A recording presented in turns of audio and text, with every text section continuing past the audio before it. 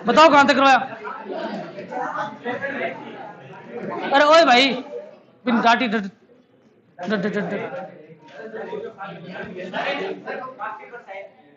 कर दे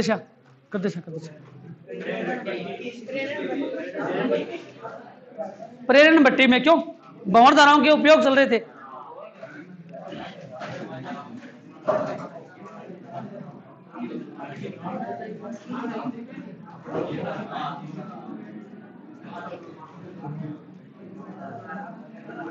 उपयोग में सेकंड है फर्स्ट है।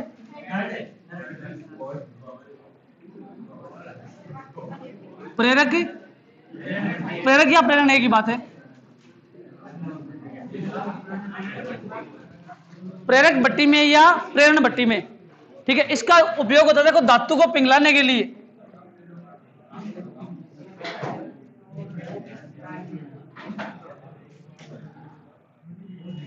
धातु को पिघलाने के लिए प्रेरण भट्टी या प्रेरक भट्टी में भंवर धाराओं का उपयोग होता है, ठीक है। जबकि धातु ने आपा ने पिघलानी है, ठीक है। जिस धातु को आपको पिघलानी है, जिस धातु को आपको पिघलानी है उसको आप प्रेरक भट्टी के अंदर डालते हो। प्रेरक भट्टी के अंदर डालते ही और इससे संबंधित चुंबकीय फ्लक्स का मान चेंज हो जाएगा। क्यों? क्योंकि प्रेरक भट्टी के अंदर बहुत ज्यादा प्रबल चुंबकीय क्षेत्र मिलेगा आपको, और उस चुंबकीय क्षेत्र में जब आप इसको रखोगे, धातु को रखते ही उसमें भंवर धाराएं उत्पन्न हो जाएंगी, और वो इतनी प्रबल होती हैं जो धातु को भी पिघला सकती हैं, ठीक है। और बोलो नेक्स्ट उपयोग। उष्मा प्राय उपचार में बायोलॉजी कौन कौन है भाई?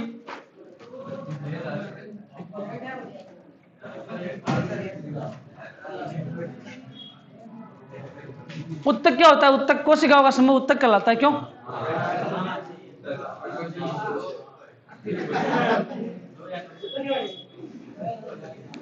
थारा घर का भी ध्यान देख के मतलब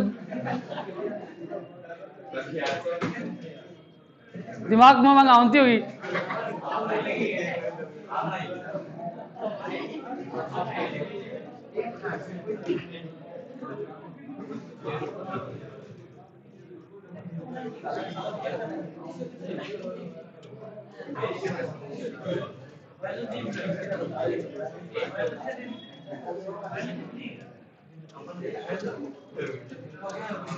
क्या मैं देख रही हूँ इन्हें गिल्ड लाइन देख रही हूँ, मैं देखूंगा मैं क्लास में बाहर नहीं काटूं, इतनी बात है। वैसे मैं देखूँ दो मनाई बात है, क्यों बिना मतलब में कोई सा दुश्मनी बोल लिया, कोई बिना मतलब को टिंगर भाई थान छूट दे रहा कि क्लास में शांति में बैठे रहो, बात क्लास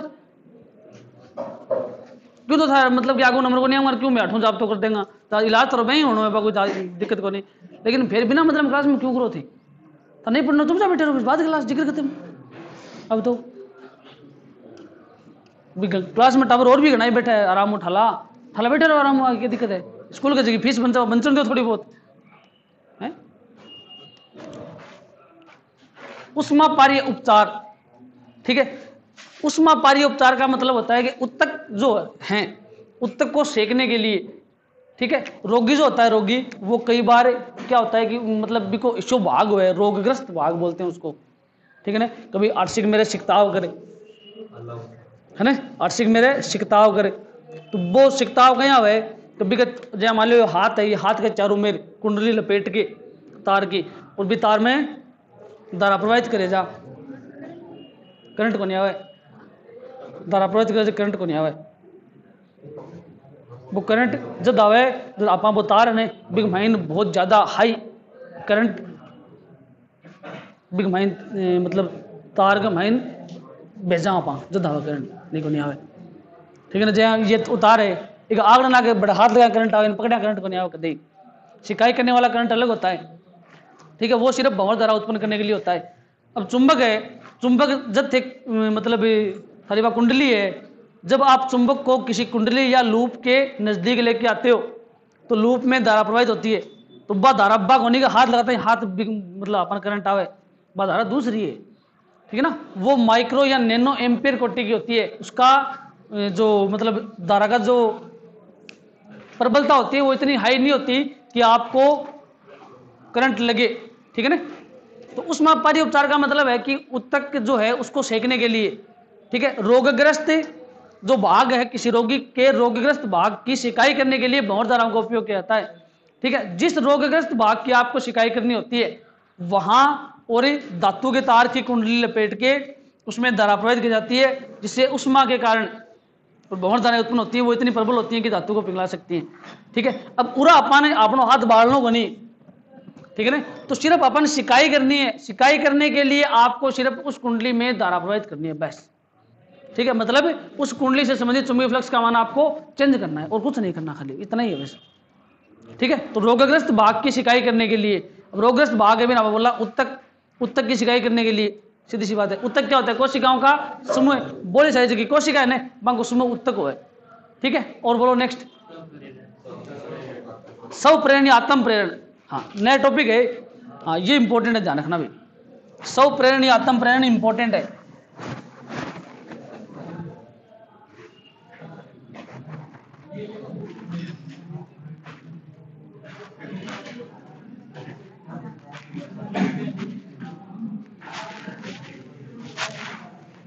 स्व प्रेरण या आत्म प्रेरण, ठीक है।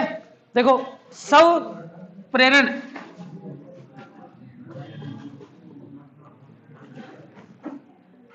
मतलब स्वयं का प्रेरण, ठीक है। आपके पास कोई कुंडली है और उस कुंडली में आपने धारा प्रवाहित कर दी और उसी कुंडली में फ्लक्स चेंज हो गया या फ्लक्स में परिवर्तन हो गया, तब आप क्या बोलोगे, इस प्रक्रिया को स्व प्रेरण या स्व प्रेरकत्व कहते हैं, ठीक है। स्व प्रेरकत्व या स्व प्रेरण, ठीक है। स्व प्रेरकत्व जो होता है वो एक डिवाइस होता है, ठीक है, एक युक्ति होती है, और स्व प्रेरण जो है वो होती है घटना। तो जब किसी कुंडली में आप धारा प्रवाहित करते हो और उसी में फ्लक्स परिवर्तन हो जाए, तब आप क्या बोलोगे, इस घटना को स्व प्रेरण कहते हैं, ठीक है। और दूसरी, यदि आप धारा प्रवाहित करो एक कुंडली में और फ्लक्स है वो चेंज हो दूसरी कुंडली में, इस घटना को क्या बोलेंगे, अन्योन्य प्रेरण, अन्य स्थान पर प्रेरण। तो आपके पास कोई कुंडली है सपोज करो और इसमें आप धारा प्रवाहित कर रहे हो बैटरी के थ्रू, कैपिटल आई धारा प्रवाहित आपने इसमें कर दी, तो इसमें जितना फ्लक्स चेंज होगा फाई, वो इस धारा के समानुपाती होगा हमेशा। तो किसी कुंडली में धारा प्रवाहित करने पर उसी कुंडली में फ्लक्स परिवर्तन होने की घटना को क्या कहते हैं, स्व प्रेरण या आत्म प्रेरण। कितना फ्लक्स चेंज हुआ, समानुपाती प्रवाहित धारा, और phi equal to L I, या एल क्या है, एक समानुपाती स्थिरांक जिसे कुंडली का स्व प्रेरण गुणांक,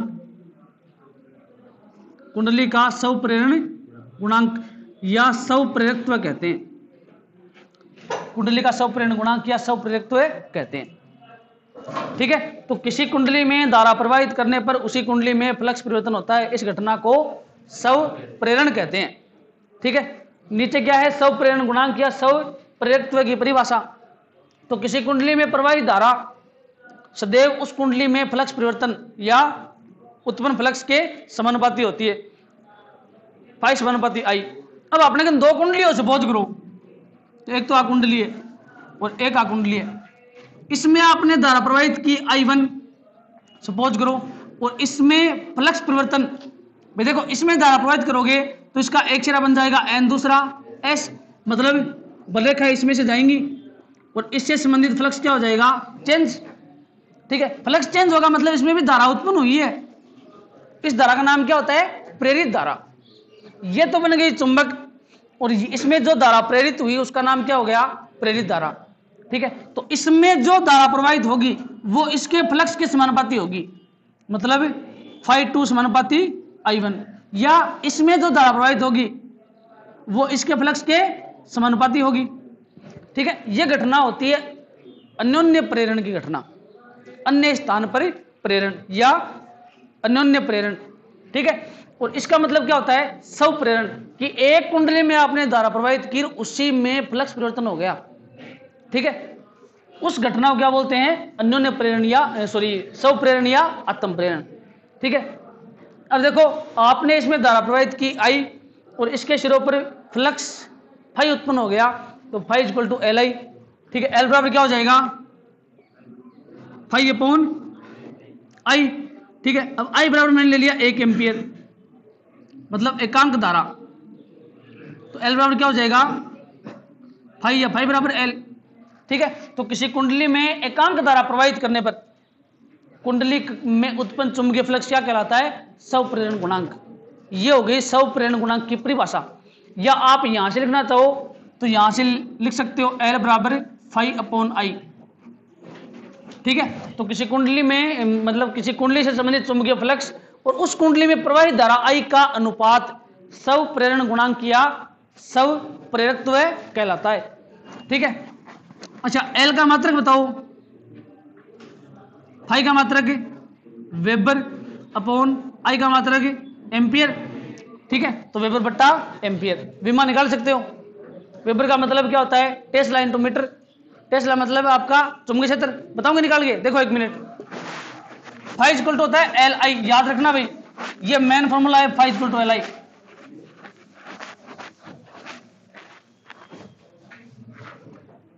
स्वप्रेरण का ये मेन फॉर्मूला है, phi equal to L I. ठीक है, L equal to phi upon I. Phi क्या, चुंबकीय फ्लक्स, मतलब B dot A upon I. B क्या है, tesla into metre square upon ampere square. अब टेस्ला बी क्या होता है, चुंबकीय बल अपॉन चुंबकीय पारगम्यता स्मॉल एम, मतलब newton upon ampere into metre. ये मान यहां रखेंगे टेस्ला की जगह, तो एल बराबर newton upon ampere into metre square upon ampere square. क्यों ampere, tesla into metre square ampere. ठीक है, अब क्या हो जाएगा, या देखो एम्पियर आएगा, आई का मतलब एम्पियर स्क्वायर नहीं आएगा, एम्पियर आएगा। ठीक है, तो एल बराबर newton into metre square upon ampere square into metre, metre से मीटर कैंसिल, तो न्यूटन इंटू मीटर अपॉन विमा m1 L1 T-2 into L1 upon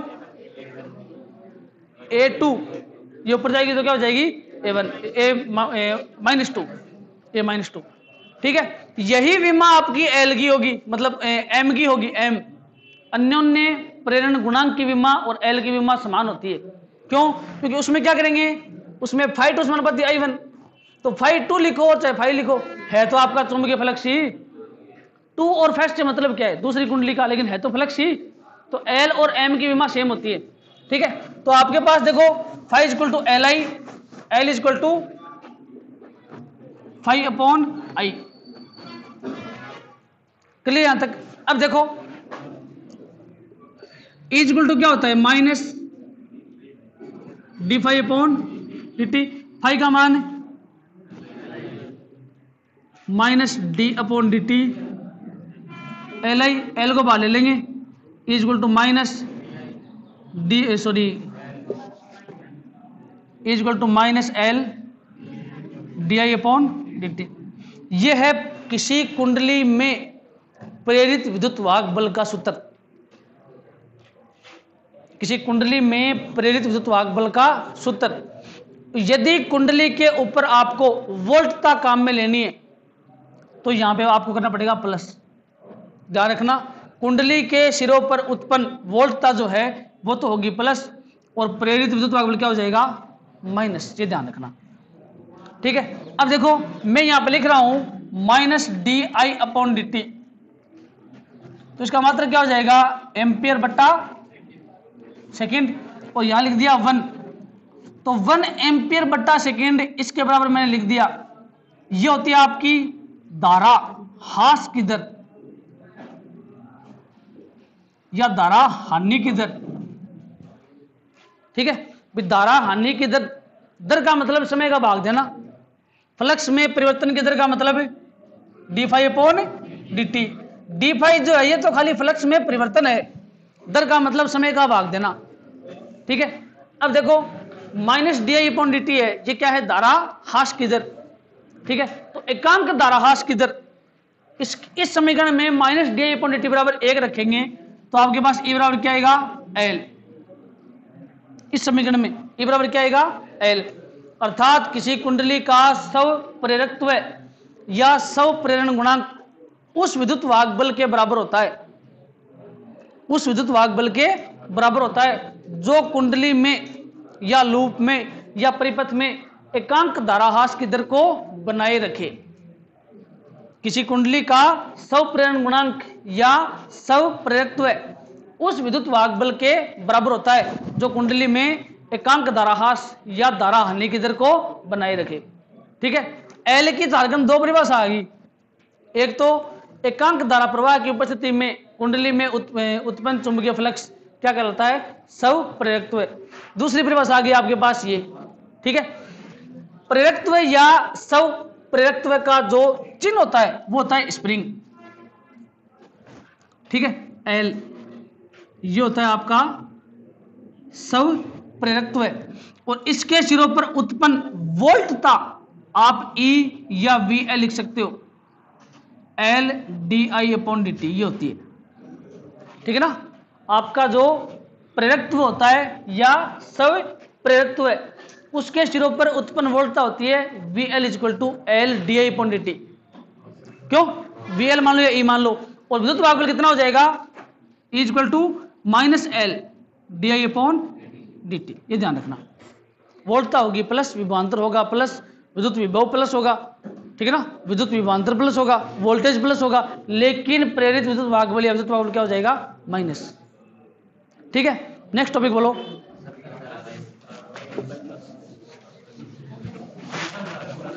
समतल धारावाही वर्ताकार कुंडली का स्व प्रेरण गुणांक।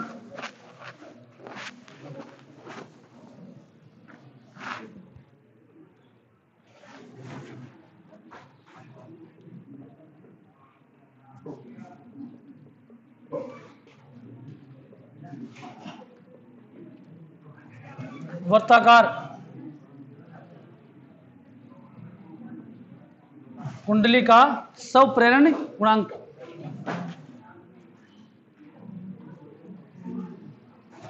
स्व प्रेरण गुणांक या स्व प्रेरकत्व या प्रेरकत्व की बात, क्यों वही ना सूत्र है, मतलब टॉपिक वही है ना। ठीक है, देखो अरे पीछे बात मत करो, भी थे तीनों, अरे धीरे धीरे करो, लेकिन मतलब मेरे तक नहीं पहुंचे, मेरे तक नहीं पहुंचे।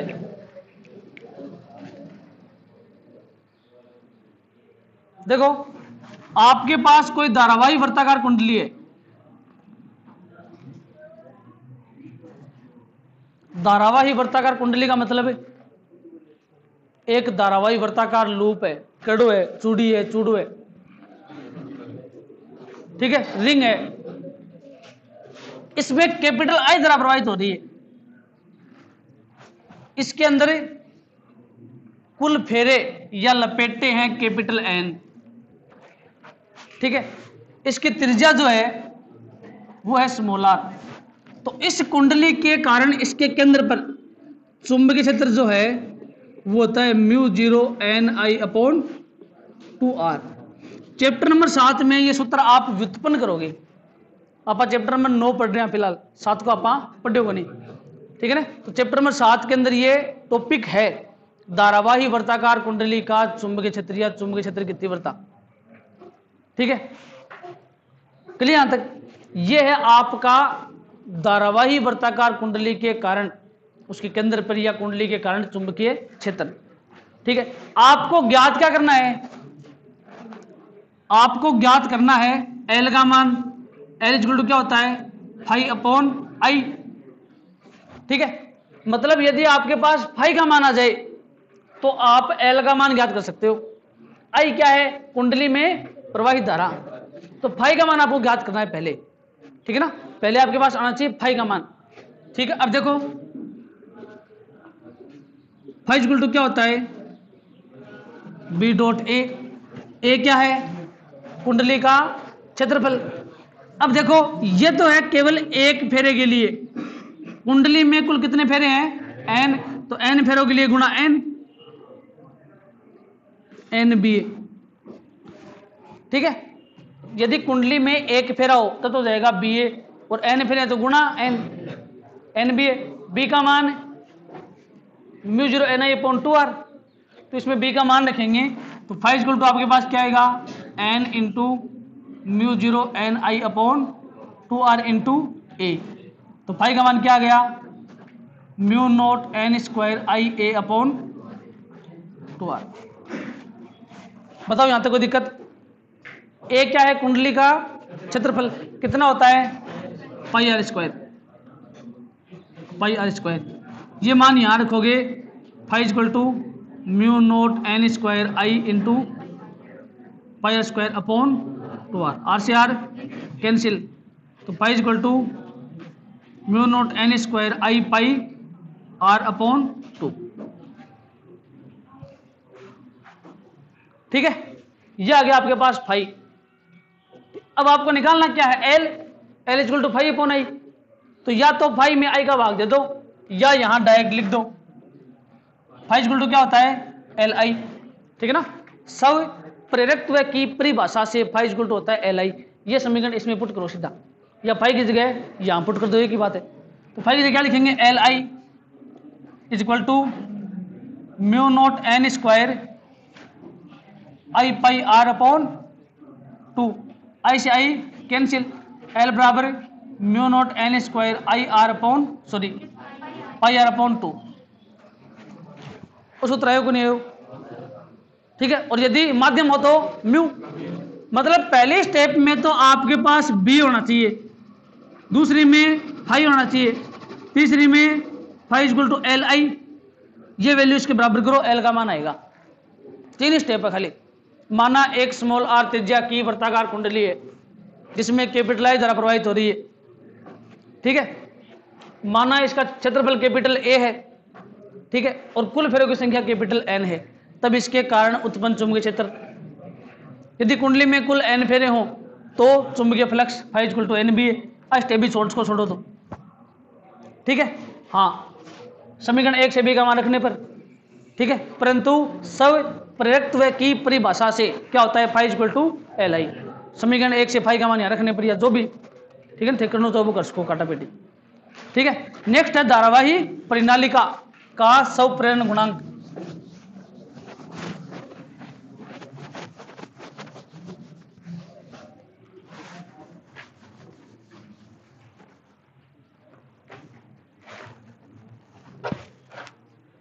धारावाही परिनालिका सोलिनोइड, धारावाही परिनालिका का स्वप्रेरण गुणांक, ठीक है। बुक वो सिस्टम सेम एक मायने। धारावाही परिनालिका जो होती है उसके कारण जो बी है वो होता है म्यू जीरो एन आई, ठीक है। एन जो आपका है, एन वो है एकांक लंबाई में फेरों की संख्या, ठीक है। एल क्या है? परिनालिका की लंबाई, तो एकांक लंबाई में कितने फेरे स्मॉल एन, एकांक के क्षेत्रफल में कितने फेरे एन बटा ए, एकांक आयतन में कितने फेरे एन बटा वी, ठीक है। चलो एन की जगह मान रखेंगे B equal to mu zero N I upon L, ठीक है। अच्छा, अब जो परिनालिका है उसके साइड का जो क्षेत्रफल है, मतलब ये परिनालिका क्षेत्रफल कैपिटल ए है, तो फाई कितना हो जाएगा? बी डॉट ए। परिनालिका में कुल कितने फेरे हैं? एन, तो फाई क्या हो जाएगा? एन बी है, बी का मान रखने पर, तो फाई इक्वल टू क्या आएगा? N into mu naught N I upon L into A, ठीक है, या phi equal to mu naught N square A I upon L, ठीक है। यहां तक कोई दिक्कत? ठीक है। अब फाई इक्वल टू क्या होता है? आई से आई कैंसिल, तो एल का मान कितना आएगा? म्यू नॉट एन स्क्वायर ए अपॉन एल, ठीक है। ए कितना दे रखा है? मेरे पास स्क्वायर नहीं है, ठीक है, यही तो सूत्र। और यदि माध्यम हो तो म्यू नो मतलब म्यू आर, ठीक है, मतलब म्यू नॉट म्यू आर। ये माध्यम होगा तो इसकी जगह खाली म्यू लिखना है आपको, और म्यू इक्वल टू क्या होता है? म्यू नॉट म्यू आर, ठीक है, क्लियर, ठीक है। नेक्स्ट टॉपिक अन्योन्य प्रेरण, अन्य स्थान पर प्रेरण उत्पन्न होना।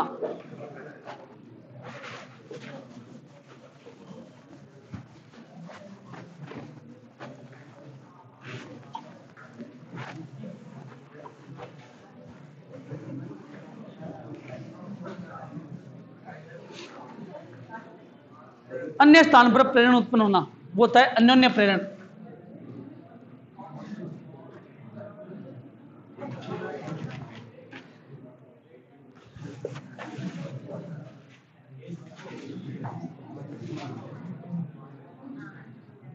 अन्योन्य प्रेरण,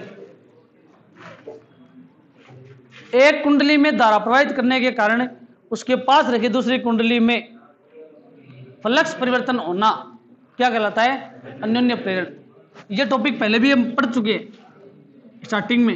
यह आपके पास कुंडली है, बैटरी जोड़ दी, कुंजी प्रवाहित करते हैं, मतलब जोड़ दी, प्लस माइनस, इसमें धारा चल रही है I1 या I जो भी है, ठीक है। ये होती है प्राइमरी कुंडली P या प्राथमिक कुंडली। इसके पास रखी दूसरी कुंडली में क्या उत्पन्न हो जाएगा? फ्लक्स Φ2, या इसमें धारा प्रवाहित करेंगे तो फ्लक्स किस में उत्पन्न होगा? इसमें। ये बैटरी और कुंजी है वो आप यहां लगा सकते हो, कोई दिक्कत नहीं है। प्राइमरी और सेकेंडरी हमने माना है खुद नहीं होती है, ठीक है। तो इसके कारण इसमें कितना फ्लक्स परिवर्तन हुआ या कितना विद्युत वाहक बल उत्पन्न हुआ, ध्यान रखना। जिस कुंडली में फ्लक्स परिवर्तन होगा उसमें विद्युत वाहक बल उत्पन्न होगा, ठीक है, और उसी में धारा उत्पन्न होगी, ठीक है। अब धारा आप इसमें प्रवाहित कर रहे हो, इसका मतलब ये कुंडली एक चुंबक बन गई, ठीक है ना, और इससे बल रेखाएं निकल के इसके अंदर से जाएंगी, ठीक है ना, इसके अंदर से जाएंगी। इसका मतलब कि इस कुंडली में फ्लक्स परिवर्तन होगा और फ्लक्स परिवर्तन के कारण इस कुंडली में धारा प्रवाहित होगी, ठीक है ना। फ्लक्स परिवर्तन के कारण इस कुंडली में धारा प्रवाहित होगी। कितनी? I2, कितनी? I2। क्लियर? अब देखो इसमें फ्लक्स Φ2 परिवर्तित हुआ तो इसमें विद्युत वाहक बल कितना उत्पन्न हो गया? I2, ठीक है, धारा I2। और ये I1 धारा किसकी है? प्राथमिक कुंडली, ठीक है। तो देखो जब आप प्राथमिक कुंडली में धारा प्रवाहित करते हो I1 तो दूसरी कुंडली में क्या होता है? फ्लक्स परिवर्तन। और जब आप दूसरी कुंडली में धारा प्रवाहित करते हो I2 तो फ्लक्स परिवर्तन किसमें होता है? प्राथमिक में, ठीक है। अब ये जो देखो चिन्ह हटेगा समानुपाती का, तो यहां पे नियतांक आएगा M। ये M क्या होता है? म्यूचुअल इंडक्टेंस, ठीक है ना, अन्योन्य प्रेरकत्व या अन्योन्य प्रेरण गुणांक, ठीक है। अच्छा, M बराबर क्या हो जाएगा? Φ2 अपॉन I1। I1 बराबर मैंने A मान लिया, मतलब 1 एम्पियर मान लिया, तो M बराबर क्या हो जाएगा? मतलब Φ2। अब देखो कि देखो M क्या बनावा, डेफिनेशन बनाओ M की देखो परिभाषा क्या होती है। किसी कुंडली का अन्योन्य प्रेरण गुणांक, किसी कुंडली का अन्योन्य प्रेरण गुणांक प्राथमिक कुंडली में एकांक धारा, प्राथमिक कुंडली में एकांक धारा प्रवाहित करने पर दूसरी कुंडली में उत्पन्न चुंबकीय फ्लक्स के बराबर होता है। दूसरी कुंडली में उत्पन्न चुंबकीय फ्लक्स के बराबर होता है। या किसी कुंडली का अन्योन्य प्रेरण गुणांक किसी कुंडली का अन्योन्य प्रेरण गुणांक दूसरी कुंडली में उत्पन्न चुंबकीय फ्लक्स के बराबर होता है जब इसमें एकांक धारा प्रवाहित की जाए। या एकांक धारा प्रवाह की उपस्थिति में द्वितीय कुंडली का चुंबकीय फ्लक्स क्या कहलाता है? अन्योन्य प्रेरण गुणांक। कह ली दो बात ने, ठीक है। अब देखो E बराबर क्या होता है? Minus d∅/dt। अब ये E कौन सा? E1 या E2? E2, ठीक है ना, E2 equal to minus d phi कौन सा? Φ1 या Φ2? Φ2। क्यों? Φ2 अपॉन dt। Φ2 का मान Mi1, E2 equal to minus d Mi1 upon dt, या E2 equal to minus m d I1 upon dt, अब मैंने माइनस di1/dt को 1 एम्पियर प्रति सेकंड मान लिया, तो E2 बराबर क्या हो जाएगा m, E2 बराबर m। अर्थात किसी कुंडली का अन्योन्य प्रेरण गुणांक उस विद्युत वाहक बल के बराबर होता है जो प्राथमिक कुंडली में एकांक धाराहास की दर को बनाए रखे। अर्थात किसी कुंडली का अन्योन्य प्रेरण गुणांक उस विद्युत वाहक बल के बराबर होता है या द्वितीय कुंडली के उस विद्युत वाहक बल के बराबर होता है जो प्राथमिक कुंडली में एकांक धाराहास की दर को बनाए रखे। वही है जा रहे हो क्या ना, रोटी खाते हैं कौन सा चाहिए? हाँ इसको वो जी नहीं है तब तक ले सकते हो क्लास। जी जी की बताओ 11 बजे नाम की टाइम क्या है? देखो टाइम तो टाइम क्या हो गया? 10 मिनट हो ले लियो, 10 मिनट हो फिर ले लियो थोड़े मैं खाना खा लूं। नीचे क्लास है इसमें 12th तो मैं लेट हो जाए बड़े यार। नहीं कोई दिक्कत बाबा बात ले लेना है खत्म करना पड़ेगा। तो ले जब तो ले लो क्लास खाना खा के। हां मैं चलता दूं 10 मिनट ले ले मैं। ठीक है नेक्स्ट देखो, दो समाक्षीय प्रणालिकाओं का अन्योन्य प्रेरण गुणांक। ठीक है इसमें कोई दिक्कत m में कोई दिक्कत नहीं है ना? ठीक है याद करो ने लिख लिख याद करियो, नहीं याद को नहीं होगा बच्चा। रिपोर्ट नहीं अपनी मतलब मेरा कहना तात्पर्य ये होगा जब भी याद करो ने जब थाना लिख लिख याद करना है।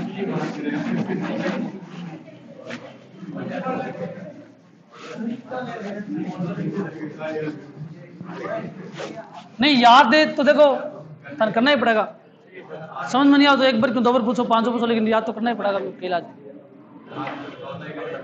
ठीक है दो समाक्षीय प्रणालिकाओं का अन्योन्य प्रेरण गुणांक।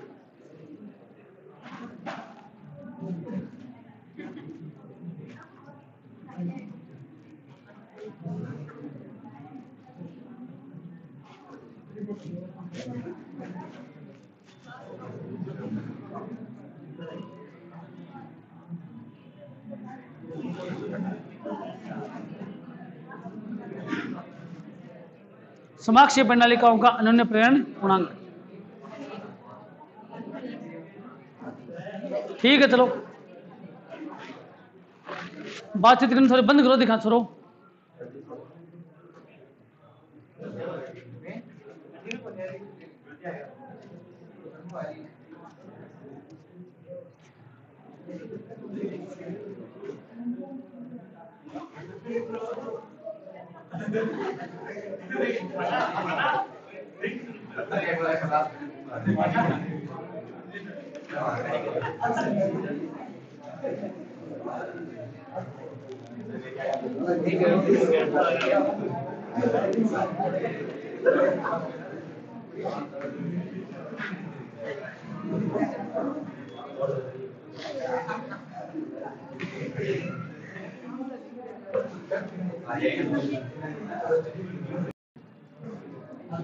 समाक्षीय प्रणालिकाओं का अन्योन्य प्रेरण गुणांक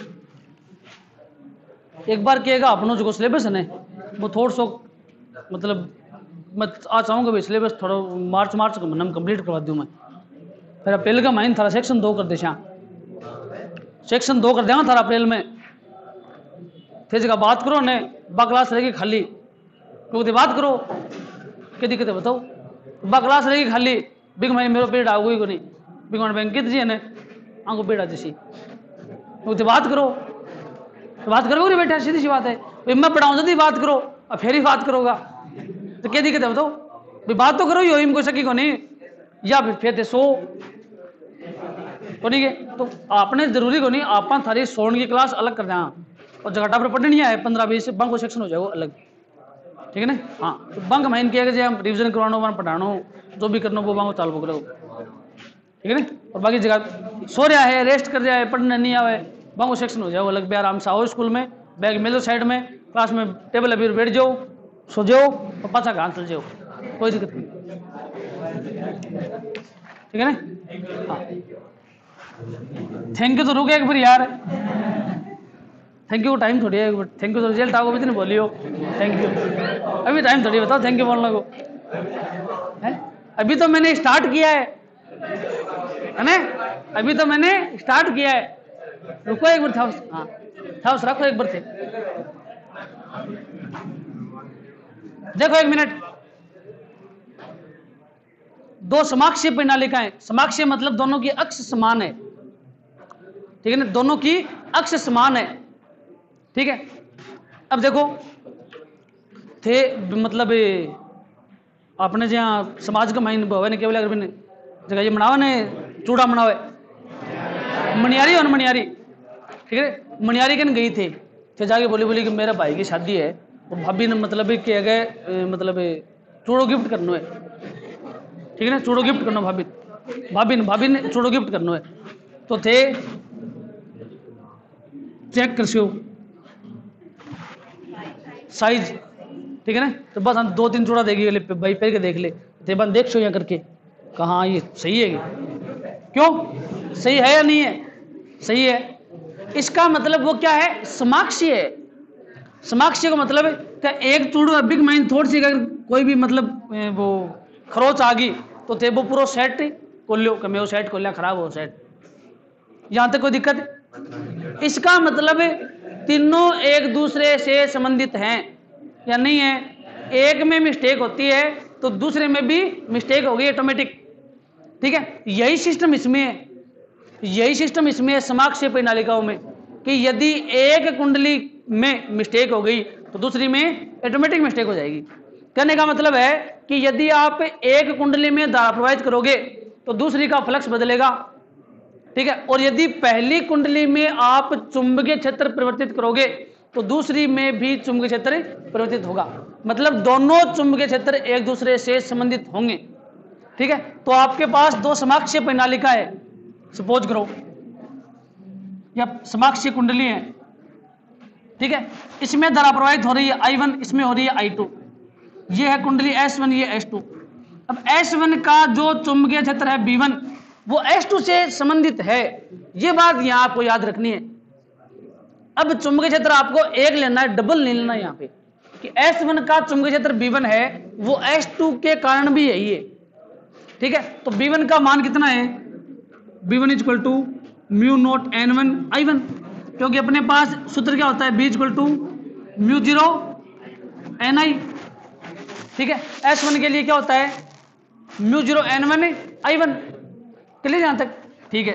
अब देखो ये जो चुंबकीय क्षेत्र है ये पूर्णतया S2 से संबंधित है, मतलब S2 का पर्सनल चुंबकीय क्षेत्र आपको यहां पे काम में नहीं लेना है, S1 का जो है वही काम में आएगा, ठीक है। क्यों, क्योंकि ये दोनों एक दूसरे से इस प्रकार लिपटे हैं, इस प्रकार लिपटी हुई हैं कि इनके चुंबकीय क्षेत्र एक दूसरे से संबंधित हैं, ठीक है। अब देखो ध्यान से देखना, N1 इक्वल टू में क्या लिखूंगा, प्राथमिक कुंडली या कुंडली S1 की एकांक लंबाई में फेरों की संख्या N1, यहां पे मान रखेंगे तो क्या आएगा, B1 equal to mu note N1 I1 upon L। B1 का काम क्लियर। ये क्या है, प्रणालिका है, और प्रणालिका के कारण चुंबकीय क्षेत्र होता है B equal to mu 0 NI, ठीक है। अब दो प्रणालिका है वो एक दूसरे से लिपटी हुई है इस प्रकार, ठीक है ना, तब आपने लिखा है कि S1 है S2 दो प्रणालिका है, S1 के कारण चुंबकीय क्षेत्र है B1 equal to mu note N1 I1, और S2 के कारण कितना है, B2 mu naught N2 I2। अपने को काम में लेना है खाली एक का, कोई सी का भी ले सकते हो आप, ठीक है। अब देखो चुंबकीय फ्लक्स है वो किस में होगा, S2 में, S1 में, S2 में होगा चुंबकीय फ्लक्स, क्योंकि प्राथमिक कुंडली मतलब एक में धारा प्रवाहित करोगे उसके पास लेके दूसरी कुंडली में क्या हो जाएगा, फ्लक्स परिवर्तन, ठीक है, ठीक है। तो φ2 इक्वल टू आप लिखोगे B2A, ये गलत है, यहां पे B2 को काम में नहीं लेना है, यहां पे काम में लेना है आपको B1 को, क्यों, क्योंकि दोनों के चुंबकीय क्षेत्र एक दूसरे से संबंधित हैं, ठीक है ना, ये बात याद रखनी है।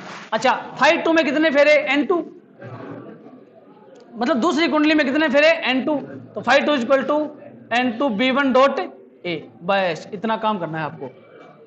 तो φ2 equal to N2 into B1 का मान mu note N1 I1 upon L dot A, φ2 equal to mu note N1 N2 I1 dot A upon L.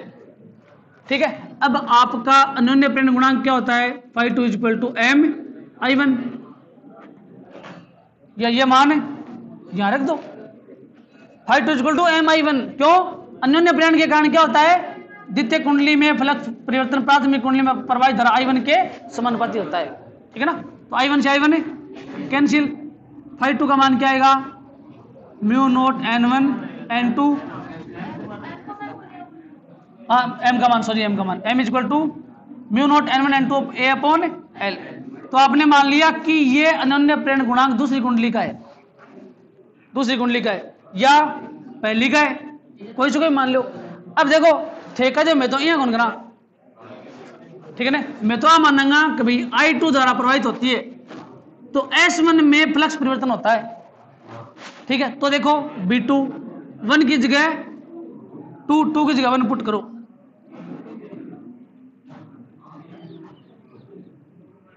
क्यों, यहां पे phi1 यहां पे B2,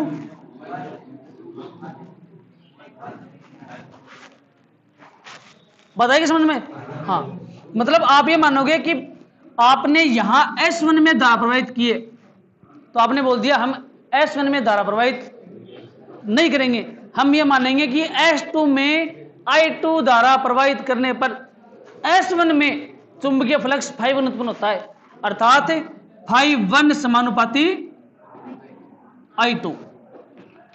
ठीक है, सेम टू सेम सूत्र आएगा, इसमें कोई अंतर नहीं आएगा, खाली इतना अंतर आएगा, mu naught N2 N1 I2 dot A upon L, बस इतना ही आएगा। अब N2 N1 लिखो या N1 N2 लिखो, एक ही बात है। ठीक है, तो प्राथमिक कुंडली के कारण अनन्य प्रेरण गुणांक यही होता है जो दूसरी कुंडली के कारण होता है। ठीक है, दोनों के कारण क्या हो जाएगा, बराबर। ठीक है, अब इस चैप्टर में एक लास्ट टॉपिक बाकी है, असमरूप चुंबकीय क्षेत्र में धारावाही, असमरूप चुंबकीय क्षेत्र में, समरूप नहीं है, समरूप चुंबकीय क्षेत्र में आयताकार कुंडली के कारण, गति के कारण, हाँ, प्रेरित विद्युत वाहक बल, हाँ, कुंडली होगी लेकिन धारा चल रही है, असमान और परीक्षा में होगा 3 नंबर को, हाँ, असमान के कारण ये एग्जाम में आएगा, और अगर पिछली बार आ गया तो इस साल आएगा नहीं।